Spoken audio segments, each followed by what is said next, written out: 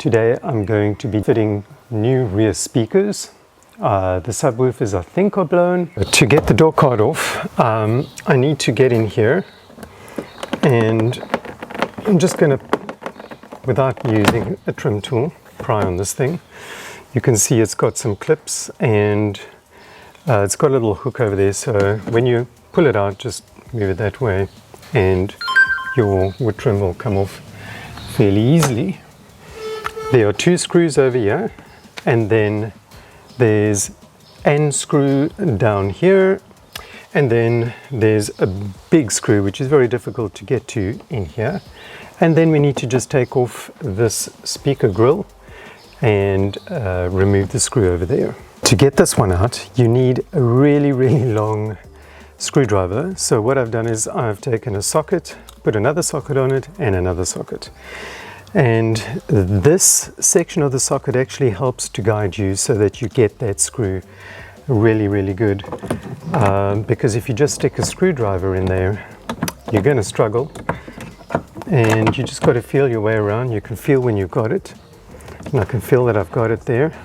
Getting it back is also quite a faff. So good luck with that.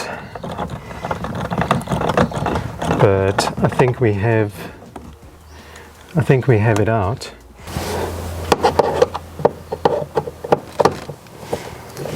I'm just going to take this one off at the bottom. This is quite a long screw.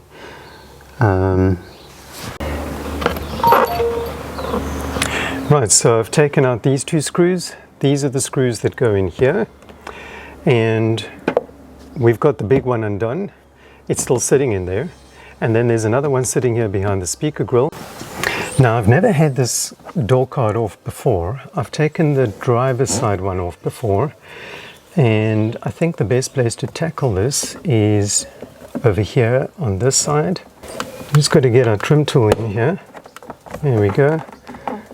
And you need a second trim tool.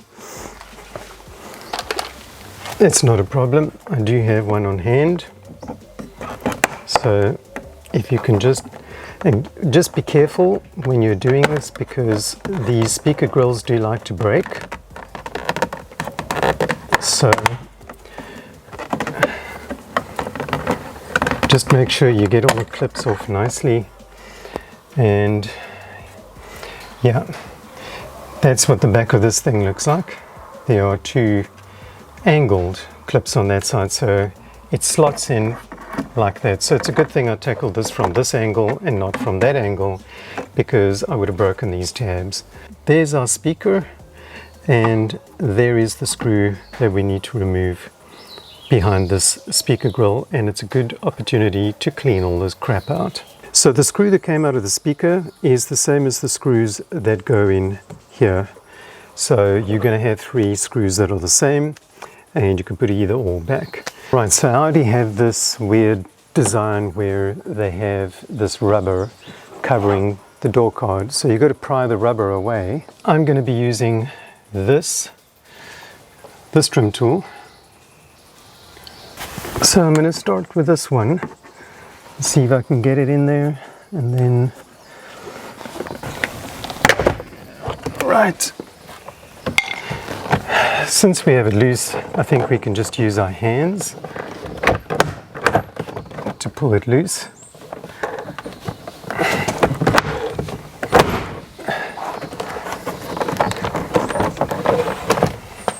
Wow, it is very dirty in there.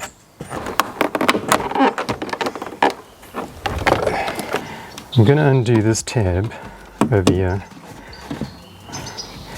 and then pull the plug out of the door control module. There we go. So this main loom goes to your door control module. Just pull the red tab out, and then you can pull the whole loom out instead of trying to undo everything else. And there is the offending speaker. And yeah, it doesn't look like it's in a good condition at all. So this is the offending speaker, and as you can see, it's not in good shape. I mean, this thing is, there's pieces lying down here, and It doesn't look good. There are some Torx screws holding it in, 1, 2, 3, and I think there's a gasket behind this. Now I don't have the gasket. I've got the speakers, but I don't have the gasket, so I might have to make something up here. But let's just get the speaker unplugged and then get it off the car.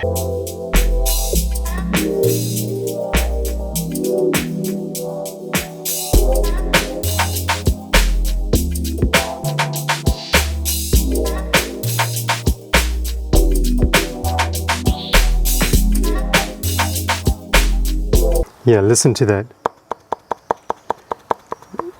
The whole speaker is pulled loose. And it's ripped. It's ripped over there. There's a hole right there. So that's why they were rattling. So these are the new ones. And AliExpress actually even quoted the new part number for these things, and it was 4FO035 something or other, but I'll put it up on the screen now. And I just had a feeling it was the subwoofers that was making a noise. And this is the replacement speaker, and we have our plug, which should hopefully work with the OEM plug, and hopefully these will not. Now it was situated like that with the plug facing up. It does have the gasket, and it even has the gasket over here, which is great. So that's really nice. So I'm going to get this on the car. Let's see. I'm just going to offer it up to the car and check.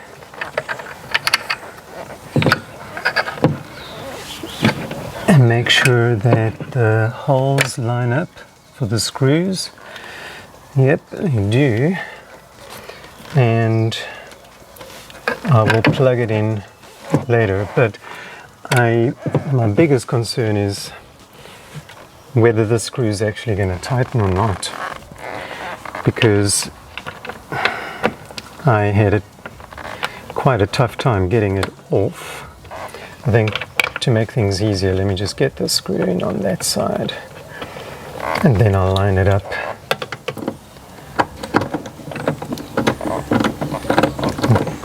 I'm not going to tighten it entirely, just make sure that it has a groove, so when you get it on you can feel you actually have it on and you got it in place.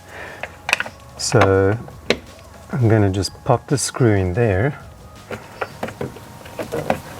and let's see if it's going to tighten, and then I need to test it. I don't want to tighten everything just yet. I first want to get the plug in.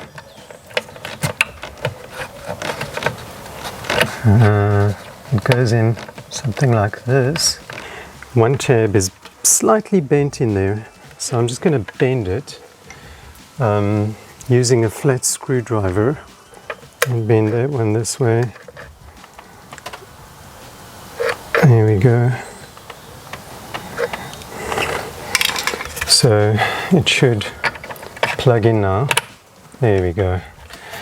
Okay. So there's a little alignment tab over there which helps you align the speaker, and I can't wait to have good sound again, because this car really has a good sound system. I don't know if it's a Bose sound system, it doesn't say, but it is amazing.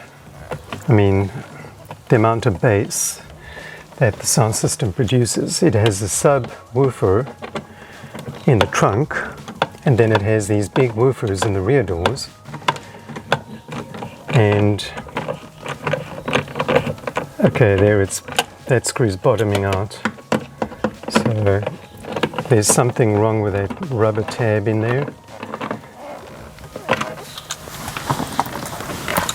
And I'm not going to tighten them too tight because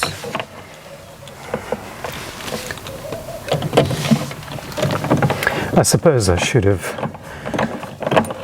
tested it to make sure it works. But I have to tighten this because otherwise it's going to, yeah, this one bottoms out. So I'm just hoping it's not gonna, it seems pretty steady. I've tested it, it's working, and I could have sworn I heard the front right driver's side speaker also making a racket. So I think I might have to replace the front woofers as well. But I know that the rear ones were definitely rattling and making a noise. So for the speakers, that is it.